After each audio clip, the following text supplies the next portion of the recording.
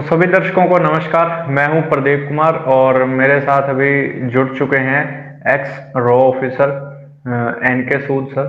Sir नमस्कार जी। नमस्कार प्रदीप, बहुत बहुत शुक्रिया आपका। सर मैं आज एक बहुत इंटरेस्टिंग टॉपिक के ऊपर बात करना चाहूँगा जो अभी चल रहा है लोगों के माइंड में। वो है इंडिया और फ्रांस के बीच में। एक तो ये जो अभी AI summit, AI action summit जो फ्रांस ने होस्ट करी है, इसमें पीएम मोदी गए, जी वहां पर उन्होंने स्पीच दी बड़ी अच्छी, और काफी तैयारी करके वहां पर वो गए थे।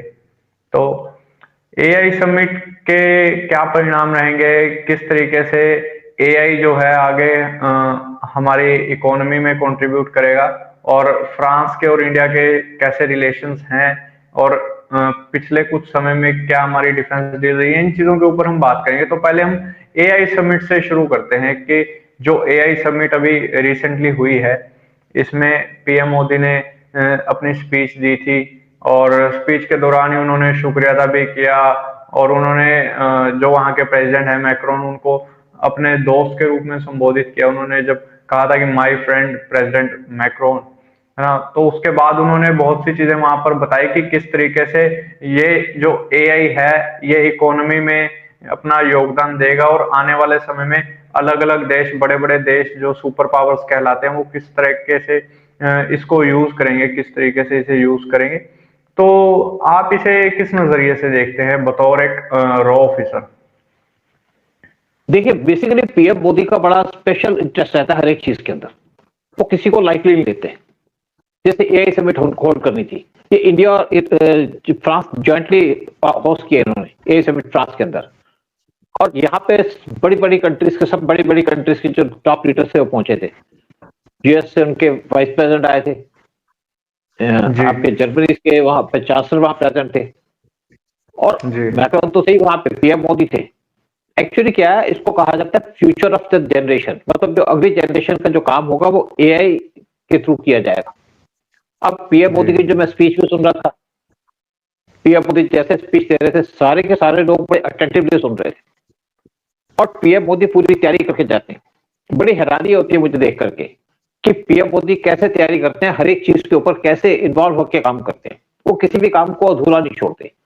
और जब एआई समिट होनी थी उससे पहले पीएम मोदी ने जो बड़े बड़े बिजनेसमैन थे वर्ल्ड के, उनसे मीटिंग की। जैसे टेस्ला के चीफ, उनसे भी बात की थी, और बहुत से दूसरे जो चीफ थे, सीईओ थे कंपनीज के, फॉरेन कंपनीज के, इंटरनेशनल कंपनीज के, उनसे बात की, उनसे पूरी ब्रीफिंग दी। और फिर मैं सुन रहा था जैसे पीएम मोदी ने कहा, और हमारे बजट के अंदर 40,000 करोड़ से ज्यादा रखा गया है एआई के लिए। और पीएम मोदी ने भी कहा ये फ्यूचर है, और पीएम मोदी बहुत आगे की सोचते हैं। जब पीएम मोदी ऐसी बातें करते हैं तो ही लोग उनको सुनते हैं, तो इन पर ध्यान देते हैं। जब पीएम मोदी की पहली विजिट हुई थी यूएस के अंदर, तो उनको यूएस के सेनेट के अंदर बुलाया गया था स्पीच देने के लिए, और पीएम मोदी ने वहां भाषण दिया। जब पीएम मोदी बोल रहे थे, जी मैं उनकी इंग्लिश की बात नहीं करता, हर एक का अपना अपना स्टाइल होता है बोलने का, लेकिन जब पीएम मोदी बोल रहे थे तो वहां पे सारे जितने सेनेटर से खड़े होकर के उन्होंने 40 बार ताड़ियां मारी थी, क्लैपिंग की थी। विजन की बात है, एक आदमी की रेपुटेशन की बात है। जिस टाइप से पीएम मोदी बात करते हैं, इसीलिए लोग उनका पीछा करते हैं। यानी कि जो फॉरेन के इंपॉर्टेंट लोग हैं पीएम मोदी को पूछते हैं। जब एंजेला थी वहां के चांसलर जर्मनी की, तो जब भी पीएम मोदी यूरोप जाते थे तो पीएम मोदी से कहते थे मिलके जाइए मेरे से, क्योंकि पीएम मोदी लोगों को सिखाते हैं। मैं बड़ा हैरान होता हूँ कि जो बहुत सी कंट्रीज के जो लीडर्स हैं, या टॉप लीडर्स हैं, या उनके प्राइम मिनिस्टर है या प्रेसिडेंट है, उनको इश्यूज के बारे में पता नहीं होता, आदमी एडवाइजर पे डिपेंड करते हैं। लेकिन पीएम मोदी वो आदमी है जो हर एक चीज के अंदर इन्वॉल्व होकर के खुद बात करते हैं, खुद सामने जाते हैं, खुद ब्रीफिंग करते हैं। और जिस तरीके से उन्होंने एआई समिट के अंदर लोगों को ब्रीफ किया, जैसे स्पीच दी, जैसे उन्होंने कहा कि अगर आप इस पे तो ठीक है जो काम करें, लेकिन एआई के अंदर जैसे किसी कोई काम करता है, कोई लड़की है, वो आप अपने लेफ्ट हैंड से काम करते हैं तो उसका राइट ही चलेगा, तो वो ह्यूमन को रिप्लेस नहीं कर सकते, लेकिन ह्यूमन को असिस्ट कर सकते हैं। तो इसलिए पीएम मोदी की पूछ होती है। और पीएम मोदी जहां जिस तरीके से गए, जैसे मैक्रोन ने उनको ट्रीट किया, और देखिए इससे इंडिया और फ्रांस के रिलेशन और ज्यादा डेवलप हो गए। जब 1971 का टाइम था, इंदिरा गांधी का टाइम था, 71 वॉर के अंदर भी फ्रांस जितना भी यूरोप था उसने पाकिस्तान को सपोर्ट किया, लेकिन उसके बाद फ्रांस ने इंडिया को ऑफर किया था, क्योंकि वो डील रॉ के थ्रू हुई थी कि आप हमसे प्लेन लो, मिराज प्लेन लिए थे इंडिया ने फ्रांस से, 12 प्लेन लिए थे 19 जब इंदिरा गांधी का टाइम था, और 12 मिराज प्लेन लिए क्योंकि बेस्ट प्लेन थे, उसमें कोई बात नहीं है। पहले जो पाकिस्तान के साथ डील होती थी फ्रांस की सारी, सबमरीन भी दिए उन्होंने, प्लेन्स भी दिए, लेकिन इंडिया की कंडीशन होती है कि अगर आप हमको प्लेन बेचेंगे तो आप पाकिस्तान को नहीं बेचेंगे।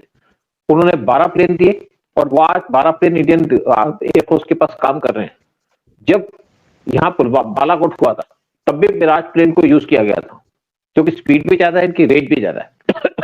और उसके बाद इंडिया ने इनसे एक मेजर डील की थी मोदी के आने के बाद, वो थी 36 रफाल प्लेन की 59,000 करोड़ पे।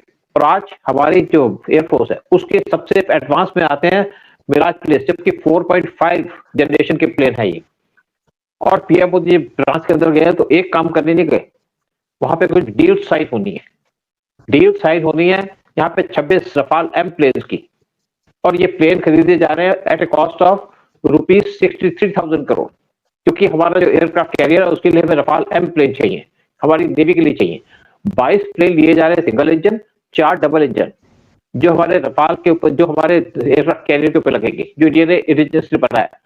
साथ में एक यहाँ पे और इंपॉर्टेंट डील साइन की गई है, क्योंकि चाइना के पास 70 सबमरीन है, हमारे पास सिर्फ 18 सबमरीन है, और इंडिया ने ऑर्डर प्लेस किया है कि वो 25 सबमरीन और बनाएगा $31 बिलियन पे, और 3 सबमरीन का जो प्रोजेक्ट दिया गया वो दिया गया फ्रांस को, और पीएम मोदी वो डील भी फाइनलाइज करके आए इस टाइम पे। और इसके अंदर यानी कि जो सबमरीन का काम है या प्लेन का काम है, इसके ऊपर जो टोटल खर्चा आ रहा है वो आ रहा है $10 बिलियन का, और 3 सबमरीन बनाई जाएगी at a cost of ₹33,500 crore.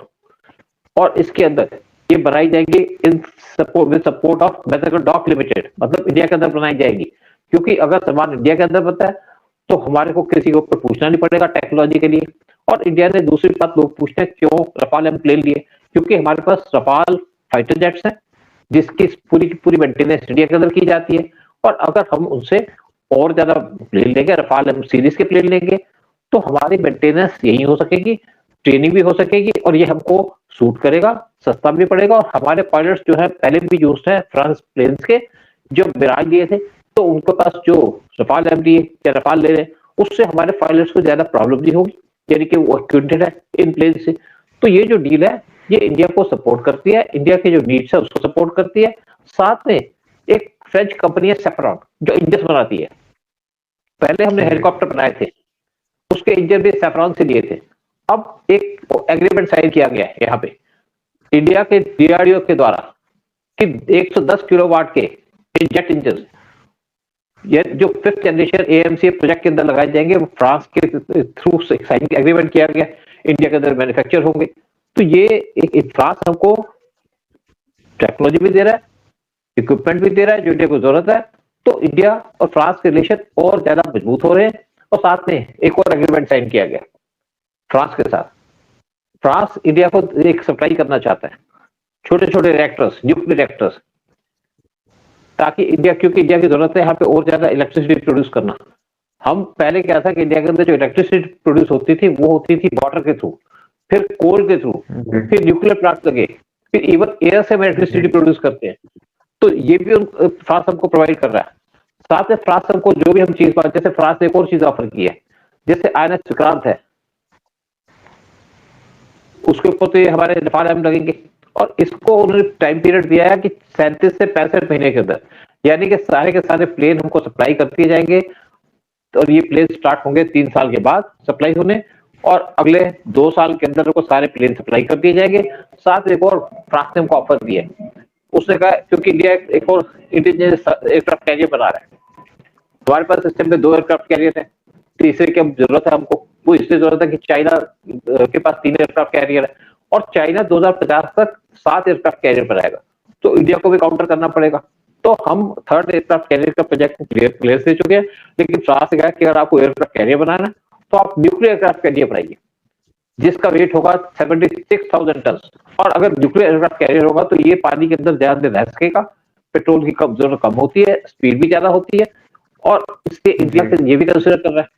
तो फ्रांस जिस तरीके से इंडिया की मदद कर रहा है, देखिए जब पहली बार फ्रांस से हमने मदद दी थी, यानी विराट प्लेन दिए थे, तो फ्रांस ने एक एश्योरेंस दी थी कि मैं आपको इंटरनेशनल सपोर्ट दूंगा, क्योंकि फ्रांस यूएन का परमानेंट मेंबर है।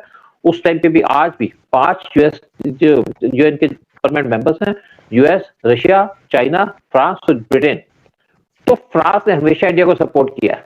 जब अटल बिहारी वाजपेयी के टाइम में इंडिया ने न्यूक्लियर ब्लास्ट किया था तो यूएस ने हमारे पे सैंक्शन लगाने की बात की थी, लेकिन उस टाइम पे फ्रांस ने अपना पैर सामने रख दिया था, यानी कि इंडिया के साथ खड़ा हो गया और कहा अगर इंडिया को सैंक्शन लगेगी तो मैं उसको सपोर्ट नहीं करूंगा। जिसकी वजह से यूएस का जो प्लान था इंडिया को सैंक्शन करना, वो फेल हो गया। और फ्रांस हमेशा इंडिया का अच्छा दोस्त है, इंडिया की मदद की है उसने हमेशा। हमें पहले भी फ्रांस से बहुत से 6 सबमरीन बन रही थी और आज 3 सबमरीन से और ले रहे हैं। और देखिए इससे पहले जब टाटा ने 250 प्लेन लिए थे यूएस से, तो 200 प्लेन लिए थे, उसने ऑर्डर प्लेस किया था फ्रांस को, जिससे फ्रांस की एयर इंडस्ट्री वो दोबारा से रिवाइव हो गई।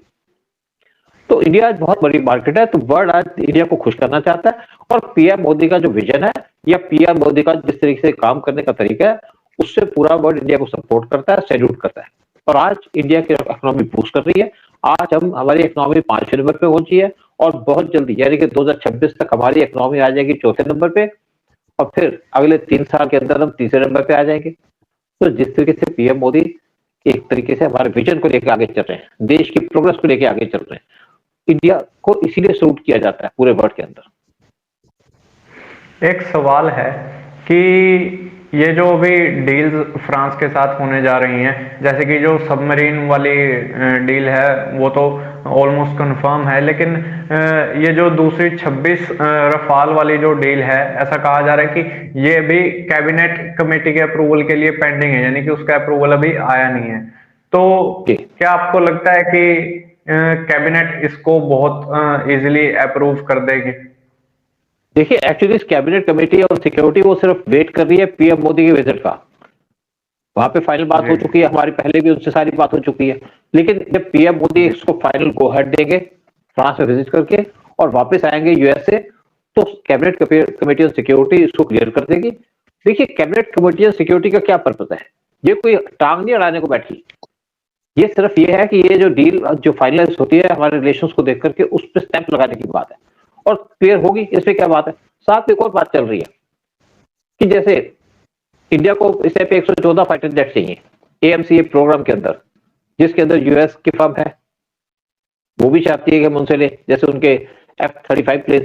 फिर रशिया का सुकोई 57 वो भी हमको ऑफर कर रहे हैं वो प्लेन के लिए। फिर साथ में ग्रिपेन है, उन्होंने अपने प्लेन ऑफर किए। फिर साथ में जो चौथी कंपनी है जो मेन है वो है फ्रांस की। फ्रांस ने हमको ऑफर किया है, रफाल तो हमने ले लिए। अब क्योंकि रफाल की इस टाइम पे प्रोडक्शन लाइन इस टाइम पे काफी फुल है, तो काफी देर तक हमको प्रोवाइड नहीं कर सकेंगे प्लेन, तो फ्रांस ने अपने F4 प्लेन हमको ऑफर किए। और ये जो F4 प्लेन है वो पीछे सऊदी ने उनसे खरीदे, यूएई ने खरीदे थे 80 प्लेन, तो इंडिया भी उनसे खरीदे के चक्कर में। तो लेकिन चारों में से कौन सा हमें सूट करेगा उस पर बात होगी। क्या हम रशिया से प्लेन लेंगे, क्या हम यूएस से प्लेन लेंगे, क्या हम यूरोपियन ग्रिपेन प्लेन लेंगे, क्या हम F4 प्लेन लेंगे जो इनकी जो फ्रांस की कंपनी है। तो चारों में कंपटीशन है, तो बहुत मोस्ट ऑफली क्या चीज होगी वो तो हमारे जो एक्सपर्ट है वही डिसाइड करेंगे। लेकिन जिस तरीके से और जितने भी कंट्रीज है वो इंडिया को इसलिए पूछ रही है कि इंडिया बड़ी कंट्री है, इंडिया की इस टाइप पे जो इकोनॉमी है वो काफी बड़ी है और साथ में इंडिया को बहुत जरूरत है डिफेंस इक्विपमेंट की। और इंडिया जो भी सामान परचेज करता है वो करता है इंडिया के अंदर लोकल मैन्युफैक्चर करने के लिए। तो चारों कंपनियां इस टाइम पे रेडी है इंडिया को सारी डिटेल्स देने के लिए, लेकिन इंडिया किसकी तरफ जाता है ये देखने की बात होगी।